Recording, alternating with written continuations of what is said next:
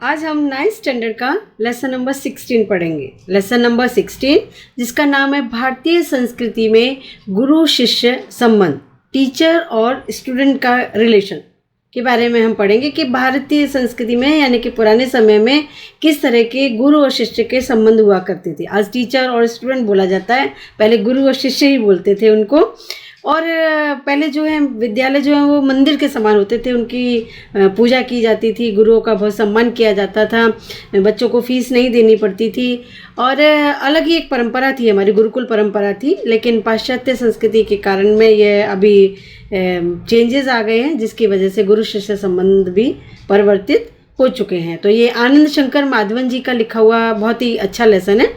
जो श्री आनंद शंकर माधवन का जो जन्म है केरल प्रदेश के क्विलन जिले में हुआ था और डॉक्टर जाकिर हुसैन के संपर्क में आने से हिंदू मुस्लिम के मधुर संबंधों के पक्षधर बन गए थे वे। और महात्मा गांधी के साथ भारत छोड़ो आंदोलन में भी माधवन जी का सक्रिय सहभाग रहा। उन्होंने भारत छोड़ो आंदोलन में भी उन्होंने भागीदारी की थी। जेल में रहकर हिंदी भाषा का अध्ययन किया। अब पहले ही समझ गए हैं कि वो केरल के निवासी थे, तो उनकी मातृभाषा तो हिंदी नहीं थी, लेकिन जेल में रह के उन्होंने हिंदी भाषा का अध्ययन किया और जेल से छूटकर आप भारत भ्रमण को निकल पड़े। भारत भ्रमण के लिए पूरे निकले और बाद में बिहार में मदार विद्यापीठ की स्थापना भी की उन्होंने। सन 1984 में अद्वैत मिशन और सन 1985 में शिवधाम अभिनव शिक्षा नगरी की भी स्थापना की। और अब आप तीनों संस्थाओं के संचालक हैं।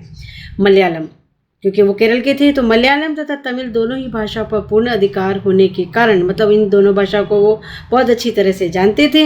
आपने हिंदी साहित्य में सृष्टि की। इन दोनों भाषाओं के अच्छे जानकार होने के बाद भी उन्होंने हिंदी में अपने साहित्य को लिखा। और आपके विषयों में दार्शनिकता, आधुनिकता एवं आध्यात्मिकता का बाहुल्य है। बिखरे हीरे, अनल शलाका, हिंदी आंदोलन, आमंत्रित मेहमान, आरती, उषा, संजीवनी आदि आपकी प्रमुख रचनाएं हैं। आमंत्रित मेहमान बिहार राष्ट्रभाषा परिषद द्वारा पुरस्कृत है। जो उनकी रचना है आमंत्रित मेहमान, उसको बिहार सरकार जो राष्ट्रभाषा समिति है उसने पुरस्कार भी दिया है। माधवन जी ने प्राचीन गुरु शिष्य परंपरा की गरिमा को स्पष्ट करते हुए कि कितना महत्व था गुरु शिष्य परंपरा का, वर्तमान शिक्षा प्रणाली पर परोक्ष रूप से करारा व्यंग्य किया है। जो हमारी प्रेजेंट में हमारी शिक्षा प्रणाली चल रही है उस पर व्यंग्य किया है। और हमारे समाज में व्यावसायिक संस्कृति का बोलबाला है। अब हमारे समाज में क्या हो गया है, व्यावसायिक हो गया है जो पढ़ाई है वो। इस कारण गुरु शिष्य संबंधों में भी परिवर्तन आया है। और पहले विद्यालय मंदिर के समान माने जाते थे। विद्यालय कैसे होते थे, उनमें इस तरह से लगता था जैसे भगवान के दर्शन करने जा रहे हैं, मंदिर के समान माने जाते थे। शिक्षा देना एक आध्यात्मिक अनुष्ठान था। आध्यात्मिक अनुष्ठान जैसे हवन पूजा पाठ करते हैं हम, शिक्षा देना इस तरह का था कि हम कोई एक धार्मिक कार्य कर रहे हैं। वह परम सुख प्राप्ति का एक माध्यम था, उससे गुरु को भी संतोष मिलता था। उस जमाने में पैसे देकर शिक्षा खरीदी नहीं जाती थी। कोई भी स्कूल नहीं होते थे, गुरुकुल होते थे और वहाँ पे पैसे नहीं भरने पड़ते थे, फीस नहीं भरनी पड़ती थी। तो क्या आज वैसी स्थिति है? क्या आज शिक्षा के क्षेत्र में वही निष्ठा, वही त्याग नजर आता है? लेखक ने हमें अंतर्मुख होकर सोचने के लिए बाध्य किया है। लेखक जो है अपने विचारों से हमें अवगत तो कराता ही है, तो साथ साथ हमें ये सोचने के लिए भी कहता है कि क्या आप सेटिस्फाइड हैं आज की शिक्षा प्रणाली से, या पहले ज़माने में जो गुरुकुल पद्धति थी उससे आप सेटिस्फाइड थे। ये आप खुद निर्णय कीजिए। तो हम इस लेसन में पढ़ेंगे कि गुरु शिष्य के संबंध कितने मजबूत हुआ करते थे। हमारे समाज में व्यावसायिक संस्कृति का बोलबाला है। व्यवसायिक यानी कि पैसा दो, बिजनेस। इसी कारण गुरु शिष्य संबंधों में परिवर्तन आया है। पहले विद्यालय मंदिर के समान माने जाते। विद्यालय कैसे थे? मंदिर के समान। शिक्षा देना एक आध्यात्मिक अनुष्ठान था, एक हवन था, एक पूजा पाठ थी। वह परमेश्वर प्राप्ति का एक माध्यम था। जैसे कि हम ईश्वर को पाने के लिए मन्नतें मांगते हैं, मंदिरों के दर्शन करने जाते हैं, फूल हार चढ़ाते हैं, तो इस तरह से परमेश्वर प्राप्ति का एक माध्यम था कि हम अगर किसी को शिक्षा दे रहे हैं तो हम बहुत बड़ा काम कर रहे हैं। पैसे देकर शिक्षा खरीदी नहीं जाती थी। आज स्थिति बिल्कुल बदल गई है और अब शिक्षण कार्य पेट पालने का साधन बन गया है। शिक्षा के द्वारा लोग अपना भरण पोषण कर रहे हैं, वह एक व्यवसाय बन गया है, एक बिजनेस बन गया है। जिसे भारतीय संस्कृति कहा जाना चाहिए वह आज भारतीय मानसिक क्षेत्र में क्रियाशील नहीं है। जो भारतीय संस्कृति थी वो कहीं गुम हो गई है। आज एक प्रकार की अव्यवस्थित व्यावसायिक संस्कृति व्याप्त है, जिसका कोई व्यवस्थापक नहीं है और एक बिजनेस चला जा रहा है, जिसकी जड़ शायद यूरोप में है या फॉरेन से ये कल्चर हमारे यहाँ आया है। भारतीयों के सार्वजनिक व्यवहार में गुरु शिष्य संबंध का भी तदनुरूप परिवर्तित हो गया है। हमारे यहाँ भी गुरु शिष्य के संबंध में परिवर्तन आ गया है। यहाँ गुरु वेतन भोगी नहीं होते थे, वेतन भोगी उनको सैलरी नहीं मिलती थी और न शिष्य को ही शुल्क देना पड़ता था और न ही स्टूडेंट को फीस भरनी पड़ती थी। पैसे देकर विद्या खरीदने की, पैसा देकर विद्या खरीदने की, नॉलेज खरीदने की, यह क्रय विक्रय खरीदना और बेचने की जो पद्धति है, निसंदेह उस भारतीय मिट्टी की उपज नहीं है। यह हमारी संस्कार नहीं है। शिक्षणालय मतलब जो स्कूल हैं, एक प्रकार के आश्रम अथवा मंदिर के समान थे। गुरु को साक्षात परमेश्वर ही समझा जाता था। गुरु क्या था? उसको भगवान समझते थे स्टूडेंट। शिष्य गुरु से अधिक प्रिय होते थे, शिष्य पुत्र से अधिक प्रिय होते थे। जो एक टीचर है उसको अपना स्टूडेंट अपने बेटे से भी ज़्यादा प्यारा होता था। यहाँ सम्मान मिलना ही शक्ति पाने का रहस्य है। प्राचीन काल में गुरु की शिक्षादान क्रिया उनका आध्यात्मिक अनुष्ठान थी और परमेश्वर प्राप्ति उनका एक माध्यम था। वह आज पेट पालने का जरिया बन गया है। आज जो है शिक्षा प्रणाली जो है वो पेट पालने का एक जरिया बन गया है। पहले इसके द्वारा, शिक्षा के द्वारा ऐसा लगता था कि हम परमेश्वर प्राप्ति का कोई काम कर रहे हैं। प्रारंभ में विवेकानंद को भारत में महत्वपूर्ण स्थान प्राप्त नहीं हुआ था। विवेकानंद का नाम आपने सुना ही होगा। शिकागो शहर में उन्होंने पहली बार हिंदी में भाषण दिया था और उन्होंने नाम कमाया था। तो भारत में विवेकानंद को भारत में महत्वपूर्ण स्थान प्राप्त नहीं हुआ, पर जब उन्होंने अमेरिकन नाम कमा लिया, जब अमेरिका में जाके उन्होंने नाम कमा लिया तो भारतवासी दौड़े मालाएं लेकर स्वागत करने के लिए। फॉरेन में जाके नाम कमा लिया इसलिए सब उनको प्यार करने लगे, सब उनका स्वागत करने लगे। रविन्द्रनाथ ठाकुर को भी नोबेल पुरस्कार मिला। रविन्द्रनाथ ठाकुर हैं, उनको भी नोबेल पुरस्कार मिला तो बंगाली लोग दौड़े ये राग लाते हुए, अमादेर ठाकुर, अमादेर कठोर सपूत। जब रविन्द्रनाथ ठाकुर को पुरस्कार मिल गया तो वो भी बोलने लगे कि हमारा ठाकुर, हमारा बेटा। दक्षिण भारत में कुछ समय पहले तक भरतनाट्यम और कथकली को नहीं पूछता था। कोई भी इस नाट्य संस्कृति को जानता नहीं था कि भरतनाट्यम क्या है और कथकली क्या है। डांस फॉर्म है दोनों की दोनों, भरतनाट्यम और कथकली। पर जब उसे विदेशों में मान मिलने लगा, जब विदेशियों ने इसको पसंद किया तो आश्चर्य से भारतवासी सोचने लगे, अरे हमारी संस्कृति में इतनी अपूर्व चीज़ें भी पड़ी थी क्या? मतलब हमें पता ही नहीं है कि हमारे पास खजाना पड़ा हुआ है। यहाँ के लोगों को अपनी खूबसूरती ही नज़र नहीं आती, मगर पराये के सौंदर्य को देखकर मोहित हो जाते हैं, दूसरे को देखकर अट्रैक्ट हो जाते हैं। अपनी सुंदरता इनको दिखती ही नहीं है। जिस देश में ज्ञान पाने के लिए मैक्स मुलर ने जीवन भर प्रार्थना की कि उस देश के निवासी आज जर्मनी और विलायत जाना स्वर्ग जाने जैसा अनुभव करते हैं। कोई भी पेरेंट्स अगर उनका बच्चा जर्मनी में पढ़ने जा रहा है, फॉरेन में कहीं पे भी पढ़ने जा रहा है, तो ऐसे बहुत बड़ा सम्मान समझते हैं कि हमारा बच्चा तो बहुत बड़ा काम कर रहा है जैसे। जबकि मैक्स मुलर जीवन भर तरसते रहे कि वो इंडिया में आके शिक्षा ले सकें। ऐसे लोगों को प्राचीन गुरु शिष्य संबंध की महिमा सुनाना गधे को गणित सिखाने जैसा व्यर्थ प्रयास ही होगा। ऐसे लोग जो फॉरेन के अट्रैक्शन में हैं, उनको अगर हम बताएंगे कि भारत की संस्कृति कितनी पुरानी है, कितनी अच्छी है, कितनी मजबूत है, तो उनके लिए तो जैसे कि हम गधा एक पकड़ लिया और उसको गणित सिखाने लग जाए, मैथ सिखाने लग जाए, तो उसको कुछ समझ में थोड़ी आने लग जाए, वैसा ही बेकार का हमारा प्रयास होगा। एक बार सुप्रसिद्ध भारतीय पहलवान गामा एक पहलवान का नाम है, रेसलर जिसको बोलते हैं आप, तो मुंबई आए। उन्होंने विश्व के सारे पहलवानों को कुश्ती में चैलेंज किया। उन्होंने चैलेंज दिया विश्व के सारे पहलवानों को। अखबारों में यह समाचार प्रकाशित होते ही एक पारसी पत्रकार ने उत्सुकतावश उनके निकट पहुंचकर उनसे पूछा, साहब, विश्व के किसी भी पहलवान से लड़ने के लिए आप तैयार हैं? तो आप अपने अमुक शिष्य से ही लड़कर विजय प्राप्त करके दिखाओ। मतलब उन्होंने एक शिष्य का नाम लिया कि अब विश्व के किसी भी पहलवान से लड़ने के लिए अगर रेडी हो तो तुम्हारा जो एक शिष्य है उससे तो लड़के दिखा दो पहले हमको। गामा आजकल के शिक्षा क्रम में रंगे नहीं थे, इसलिए उन्हें यह शब्दों ने हैरान कर दिया। आंखें फाड़कर उस पत्रकार का चेहरा ताकते ही रह गए। बाद में धीरे से कहा, भाई साहब, मैं हिंदुस्तानी हूँ और हमारा एक निजी रहन सहन है, हमारा एक कल्चर है। शायद उससे आप परिचित नहीं हैं, आपको वो पता नहीं है। जिस लड़के का आपने नाम लिया है, जिस पहलवान के बोल रहे हो कि मैं उससे कुश्ती लड़ूं, वह मेरे पसीने की कमाई, मेरा खून है और मेरे बेटे से भी अधिक प्यारा है। मतलब उसको मैं अपने बेटे से भी ज़्यादा प्यार करता हूँ। इसमें और मुझ में फ़र्क ही कुछ नहीं है। मैं लड़ा या वह लड़ा, दोनों बराबर ही होगा। लड़ना तो बाहर वालों से है ना, घर में अपने बेटे से थोड़ी लड़ना है। हमारी इस परंपरा को आप समझने की चेष्टा कीजिए। और हम लोगों को वंश परंपरा से शिष्य परंपरा अधिक प्रिय है। हम अपने बेटे से भी ज़्यादा अपने शिष्य को महत्व देते हैं। वंश परंपरा यानी कि बेटा, और शिष्य यानी कि गुरु शिष्य।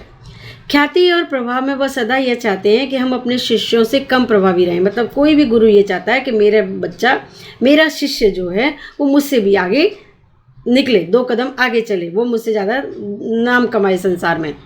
यानी हम यही चाहेंगे कि संसार में जितना नाम मैंने कमाया उससे कहीं अधिक मेरे पिता कमाए। मुझे लगता है कि आप हिंदुस्तानी नहीं हैं। भारत में गुरु शिष्य संबंध का यह भव्य रूप आज साधुओं, पहलवानों और संगीतकारों में ही थोड़ा बहुत सही पाया जाता है।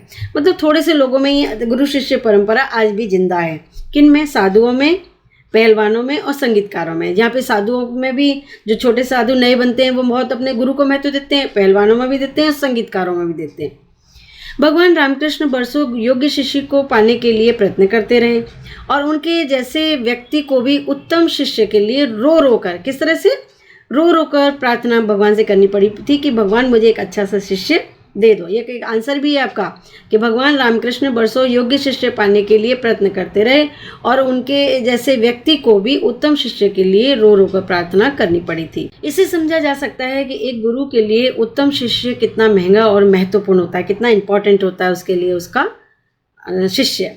संतान प्राप्ति वर्ग उन्हें दुख नहीं देता। अगर बच्चा नहीं है उनके परिवार में तो ये दुख नहीं देगा, पर बगैर शिष्य के रहने के लिए वे एकदम तैयार नहीं होते, लेकिन शिष्य के बिना वे नहीं रह सकते। इस संबंध में भगवान ईसा का एक कथन सदा स्मरणीय है। भगवान ईसा मसीह ने कहा है, उन्होंने कहा था कि मेरे अनुयायी लोग मुझसे कहीं अधिक महान हैं।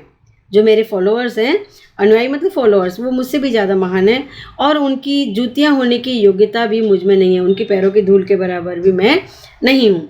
यही बात गांधी जी बनने की क्षमता जिनमें है उन्हें गांधी जी अच्छे लगते हैं। ये भी आपका एक आंसर है कि गांधी जी बनने की क्षमता जिनमें है, कि गांधी जी किसको अच्छे लगते हैं? तो गांधी जी बनने की क्षमता जिनमें है उन्हें गांधी जी अच्छे लगते हैं और वे ही उनके पीछे चलते हैं। मतलब अगर किसी को आप लाइक करते हैं तो उसके विचारों से प्रभावित होते हैं तो उसके साथ जुड़ जाते हैं। विवेकानंद सिर्फ उन्हें पसंद आएंगे जिनमें विवेकानंद बनने की अद्भुत शक्ति निहित होगी, जिनमें अद्भुत शक्ति होगी वही, जिनमें गांधी जी बनने की शक्ति होगी वो गांधी जी बनेंगे। कविता के मर्मज्ञ और रसिक स्वयं कवि से अधिक महान होते हैं। कविता का आनंद लेने वाले जो हैं वो कवि जो लिख रहा है, कवि राइटर जो है उससे भी ज़्यादा महान है। संगीत के पागल सुनने वाले ही स्वयं संगीतकार से अधिक संगीत का रसास्वाद करते हैं। एक संगीतकार तो अपना काम कर देता है, लेकिन जब लोगों में ज़्यादा वो पॉपुलर होता है, ज़्यादा पसंद होता है तो ही तो उसको ख्याति मिलती है। यहाँ पूज्य नहीं पुजारी ही श्रेष्ठ है। यहाँ सम्मान पाने वाले नहीं सम्मान देने वाले महान हैं। स्वयं पुष्प में कुछ नहीं है, फूल में कुछ नहीं है, पुष्प का सौंदर्य उसे आने वाले की दृष्टि में है।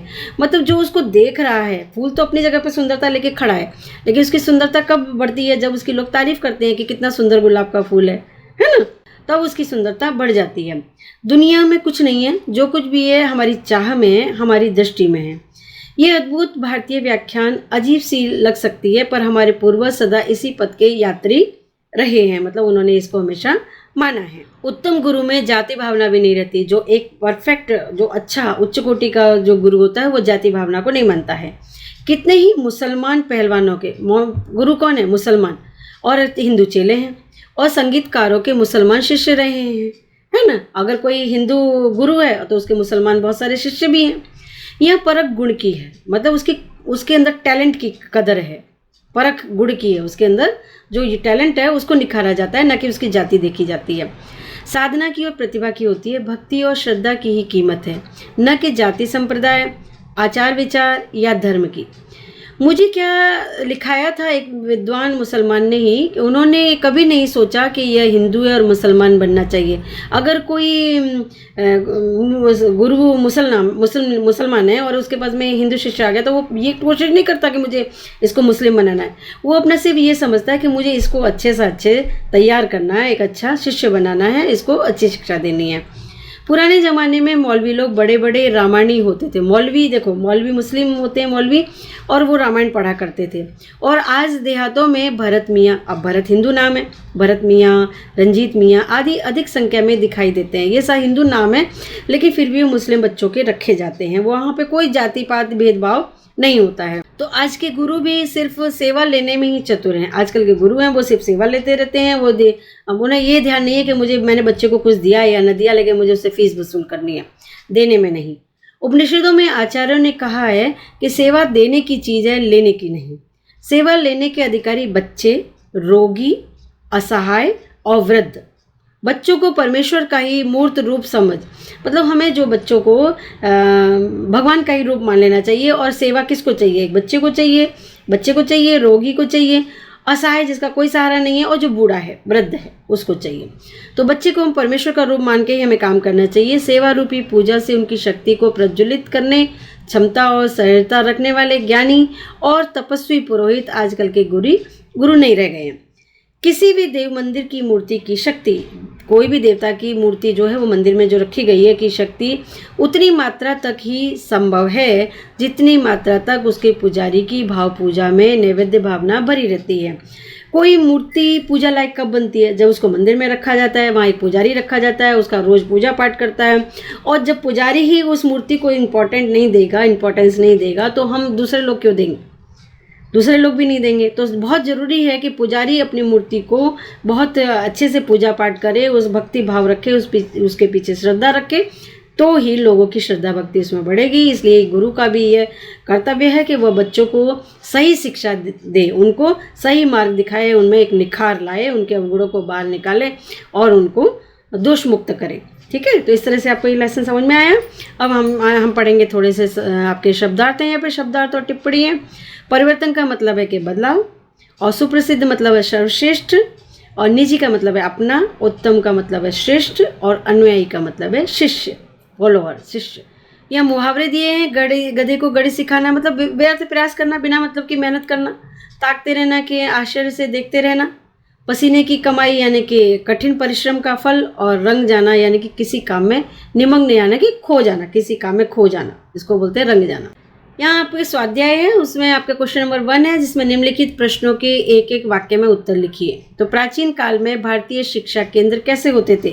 प्राचीन काल में भारतीय शिक्षा केंद्र जो है एक प्रकार के आश्रम अथवा मंदिर के समान होते थे। मंदिर प्रकार के होते थे, एक प्रकार के आश्रम अथवा मंदिर के समान।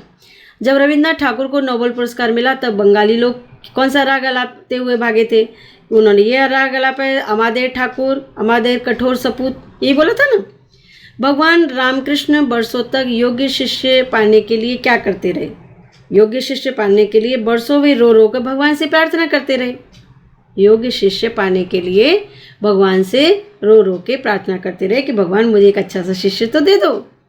भगवान ईसा का कौन सा कथन सदा स्मरणीय है? भगवान ईसा का कौन सा कथन स्मरणीय है? हमने अभी भी पढ़ा था कि मेरे अनुयायी मुझसे अधिक महान हैं और उनकी जूतियाँ होने लायक योग्यता भी मुझ में नहीं है। गांधी जी किन्हें अच्छे लगते हैं? तो जिनमें गांधी जी बनने की क्षमता है और जो उनका अनुसरण करना चाहते हैं। जिनमें गांधी जी बनने की क्षमता है और जो उनका अनुसरण करना चाहते हैं उन्हें गांधी जी अच्छे लगते हैं। तो ये आपके 5 क्वेश्चंस कंप्लीट हो गए। क्वेश्चन नंबर 2 है कि निम्नलिखित प्रश्नों के विस्तार से उत्तर लिखिए। फर्स्ट क्वेश्चन है कि यूरोप के प्रभाव के कारण आज गुरु शिष्य संबंध में क्या अंतर आया है, क्या डिफरेंस हो गया है दोनों में। यूरोप के प्रभाव के कारण आज गुरु शिष्य संबंधों में क्या अंतर आया है? तो प्राचीन भारत में विद्यालय कैसे थे? मंदिर के समान पाए जाते थे। शिक्षा देना एक आध्यात्मिक अनुष्ठान माना जाता था। पैसा देकर शिक्षा खरीदी बेची नहीं जाती थी और शिष्य जो है वो पुत्र से भी अधिक प्रिय होते थे। परंतु वर्तमान काल में क्या हुआ है? शिक्षा पद्धति जो है बदल गई है। गुरु वेतन भोगी हो गए हैं, विद्यार्थी शुल्क देकर शिक्षा प्राप्त करते हैं और आज जो है गुरु शिष्य संबंध में परिवर्तन आ गया है। इस कारण यूरोप के प्रभाव से कारण आज गुरु शिष्य संबंधों में जमीन आसमान का अंतर देखने के लिए मिलता है। नेक्स्ट है कि पुजारी की शक्ति मूर्ति में कैसे विकसित होने लगी। पुजारी की शक्ति मूर्ति में कैसे विकसित होने? तो पत्थर की मूर्ति तो जड़ होती है है ना। पत्थर तो पत्थर है, उसमें तो एक शिल्पी जो उसको तराशता है और उसको एक आकार देता है, चाहे गणपति बनाए, चाहे शंकर भगवान बनाए, चाहे कृष्ण बनाए, उसके बाद तो वो भगवान बनता है पत्थर, है ना। उसके बाद ही उसको मंदिर में विराजमान किया जाता है, फिर बाद में उसके पुजारी पूजा करता है। तो पत्थर की मूर्ति तो जड़ होती है, उसमें चेतना डालने का काम पुजारी करता है, उसको जो वैल्यू दिलाता है वो मंदिर का पुजारी दिलाता है। हमारे ही उसमें भक्ति बढ़ाता है वो कौन है? पुजारी बढ़ाता है। तो मूर्ति की पूजा करने का अर्थ है कि उसे चेतवान बनाना, और पूजा करते समय पुजारी की भावना में जितनी उत्कृष्टता होगी मूर्ति उतनी ही ज़्यादा प्रभावशाली होगी। पुजारी की भाव पूजा की शक्ति से ही धीरे धीरे मूर्ति में शक्ति विकसित होने लगती है। पूजा जितनी वो अच्छी श्रद्धा के साथ करेगा उतनी ही ज़्यादा भक्ति लोगों की वहाँ पे उस मंदिर में, उस मूर्ति में बढ़ती चली जाती है। 3rd नंबर पे आपका क्वेश्चन है कि विवेकानंद और रविन्द्रनाथ ठाकुर को इस देश में अधिक महत्व कब मिला? जब उन्होंने अमेरिका में नाम कमाया। यही था ना हमारा आंसर अभी, कि विवेकानंद रामकृष्ण परमहंस के शिष्य थे और आरंभ में उन्हें भारत में महत्वपूर्ण स्थान प्राप्त नहीं हुआ था। वे जब अमेरिका गए और उन्होंने वहाँ नाम कमाया तो भारतवासी उन्होंने सम्मान दिया, उन्हें फूल मालाएँ पहनाई। और इसी प्रकार रविन्द्रनाथ ठाकुर को भी यहाँ कोई नहीं जानता था और उन्हें जब नोबेल पुरस्कार मिला, विवेकानंद ने जब अमेरिका में नाम कमाया और रविन्द्रनाथ ठाकुर को जब नोबेल पुरस्कार मिला तो बंगाली सारे उनकी पहचाना, उनकी प्रतिभा को, और बंगाल के ही नहीं सारे देश के गौरव बन गए। और इस प्रकार विदेशों में सम्मानित होने पर ही विवेकानंद और रविन्द्रनाथ ठाकुर को इस देश में महत्व मिला, सम्मान मिला। ठीक है, तो अब है आपका क्वेश्चन नंबर 3 की आशय स्पष्ट कीजिए। इसमें क्वेश्चन नंबर 1 है कि सम्मान पाने वाले से सम्मान देने वाला, सम्मान पाने वाले से सम्मान देने वाला मतलब कौन श्रेष्ठ है इसमें से? इस क्वेश्चन का आंसर आप लिखेंगे कि सम्मान पाने वाले अपने किसी विशेष गुण के कारण सम्मानित होते हैं। विवेकानंद हो या रविन्द्रनाथ टैगोर हो, उन्होंने कुछ अलग हटके किया तो ही तो उनको सम्मान मिला, तो ही उनको अमेरिका में नाम मिला और उनको नोबेल पुरस्कार मिला। तो इन विशेष गुणों के कारण ही वे सम्मानित हुए। वैसे ही हीरे के गुण की पहचान की जाए तो ही वह बहुमूल्य है, वरना तो वो पत्थर है। यदि पहचान न जाए तो वह फिर पत्थर ही रहता है। इसी तरह सम्मान पाने वाले की विशेषता को परख लिया जाए, पहचान लिया जाए तो वह सम्मान्य हो जाता है, नहीं तो वह साधारण मनुष्य बना रह जाता है। उनकी विशेषता को समझकर उन्हें प्रकाश में लाने वाले लोग ही उनके सम्मान करते हैं। इसलिए सम्मान पाने वाले से ही सम्मान देने वाले अधिक महान होते हैं। जो सम्मान पा रहा है वो तो महान है ही है, लेकिन उसको जो सम्मान दे रहे हैं वो भी विशेष होते हैं। नेक्स्ट क्वेश्चन है आपका कि जो गुरु से मार खाते हैं उनका भविष्य उज्जवल होगा ही। तो इसका आंसर है कि पढ़ाई के लिए विद्यार्थियों का ध्यान पढ़ाई में होना बहुत ज़रूरी है। गुरु पढ़ा रहा है और विद्यार्थी का ध्यान कहीं और है, और वह जो पढ़ाया जा रहा है उसको वो ग्रहण ही नहीं कर रहा है, ध्यान ही नहीं दे रहा है। तो गुरु के मार से विद्यार्थी का ध्यान पढ़ाई में लग जाता है, और इस तरह जब वह एकाग्र होकर पढ़ता है तो उसमें ज्ञान शक्ति बढ़ती है, उसको ज्ञान प्राप्त होता है, उसकी बुद्धि का विकास होता है, उसमें योग्यता बढ़ती है। ऐसा होने पर ही उसका भविष्य उज्जवल होना निसंदेह है, मतलब उसमें कोई संदेह नहीं रह जाता है, उसका भविष्य जो है वह जरूर उज्जवल होगा ही। यहाँ पे क्वेश्चन नंबर 4 है, सूचना के अनुसार काल परिवर्तन कीजिए जिसमें और मुझ में फ़र्क ही कुछ नहीं है। इसको भविष्य काल में आपको बदलना है, यानी कि फ्यूचर में आपको करना है। इसमें और मुझ में फ़र्क कुछ नहीं होगा, नहीं होगा, यहाँ पे आएगा आपका होगा। हम अपने शिष्यों से कम प्रमुख रहे, पूर्ण भूतकाल में बदलना है, तो हम अपने शिष्यों से कम प्रमुख थे। फिर है 3rd नंबर पर, उपनिषदों में आचार्यों ने कहा है। इसको सामान्य भूतकाल में आप लिखेंगे कि उपनिषदों में आचार्यों ने कहा, उपनिषदों में आचार्यों ने कहा। तो ये आपके तीनों हो जाते हैं यहाँ पे इस तरह से। काल परिवर्तन, मुहावरों का अर्थ लिखना है आपको, वाक्यों में प्रयोग करना है, ताकते रहना है, देखते रहना, पसीने की कमाई यानी कि बहुत मेहनत की कमाई, और रंग जाना यानी कि खो जाना। विरोधार्थी शब्द हैं रोगी, निरोगी, असहाय, सहाय, और वृद्ध, युवा। युवा लिख सकते हैं, वृद्ध, बूढ़ा, जवान जैसे लिखते हैं उसे, वृद्ध, युवा। तो इस तरह से आपका ये लेसन कंप्लीट होता है। होप आप लोगों को ये लेसन बहुत अच्छे से समझ में आ गया होगा और इसके ज़्यादा से ज़्यादा आप फ़ायदा उठाएंगे। इसको शेयर करेंगे, लाइक करेंगे, कमेंट बॉक्स में जाके अपने कमेंट ज़रूर शेयर करेंगे। ठीक है, ओके, थैंक यू।